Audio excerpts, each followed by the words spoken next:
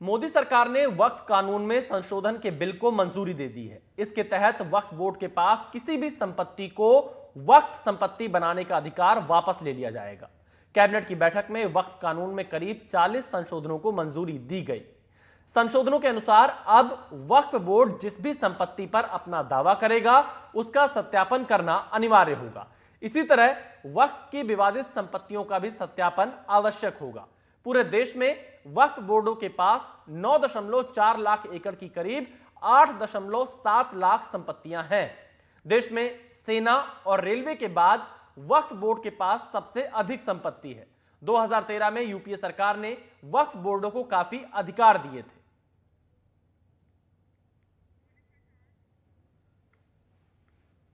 सरकार वक्फ कानूनों में बदलाव करने की तैयारी कर रही है, मन बना चुकी है और इसके लिए संसद का जो सत्र चल रहा है, इसी सत्र में जो ये हफ्ता है इसमें एक बिल लाने की तैयारी है। कुछ दिन 2-3 दिन पहले जो केंद्रीय कैबिनेट की बैठक हुई थी उसमें बिल के प्रावधानों को लेकर चर्चा की गई थी और सूत्रों से जो जानकारी मिली थी उसमें जो वक्फ कानून है 1995 का वक्फ कानून है, 2013 का कानून है, इन सब में करीब 40 बदलावों को लेकर चर्चा की गई थी। इसलिए माना जा रहा है कि 40 के आसपास संशोधन किए जाएंगे इन कानूनों में और इसके लिए जल्द ही एक बिल संसद के दोनों सदनों में से किसी एक सदन में पेश किया जाएगा। संभावना ये है कि आज कल में ही ये बिल दोनों सदनों में से किसी एक सदन में, संभवतः राज्यसभा में इस बिल को पेश किया जाए। सरकार के सूत्रों का कहना है कि इस बिल को लाने का जो मुख्य मकसद है वो वक्फ बोर्ड और सेंट्रल वक्फ काउंसिल जो है उसके कामकाज में पारदर्शिता लाने की का मकसद है और उसमें सुधार हो, इसके लिए इन कानूनों में बदलाव किया जा रहा है।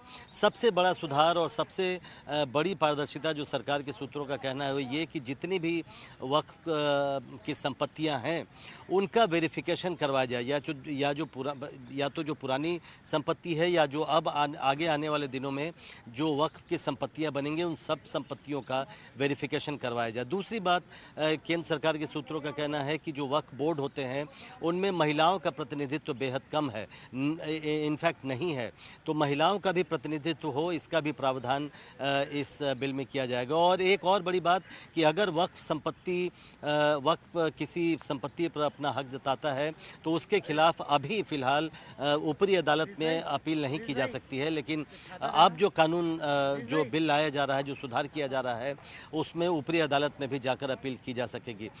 इस बिल को लेकर अभी बिल का प्रारूप क्या है, उसमें क्या प्रावधान है, इसकी औपचारिक घोषणा नहीं की गई है और इसलिए बीजेपी और कांग्रेस दोनों ही तरफ से अब तक इस पर कोई औपचारिक बयान नहीं आया है। लेकिन इस पर राजनीति ज़रूर शुरू हो गई है, चाहे असदुद्दीन ओवैसी हो या फिर all India Muslim personal law board हो, इन सब ने इस बात का विरोध किया है कि सरकार वक्फ कानूनों में अगर बदलाव करती है तो उसका पुरजोर विरोध किया जाएगा। लेकिन बिल का एक प्रारूप आ जाए, बिल पेश हो जाए, उसके बाद ही पता चल सकेगा कि आखिर वो कौन कौन से प्रावधान हैं जिसको सरकार लाने जा रही है। लेकिन सरकार ने अब इन कानूनों में बदलाव का मन बना लिया है। नई दिल्ली से कैमरामैन सचिन गुप्ता के साथ प्रशांत, एनडीटीवी इंडिया।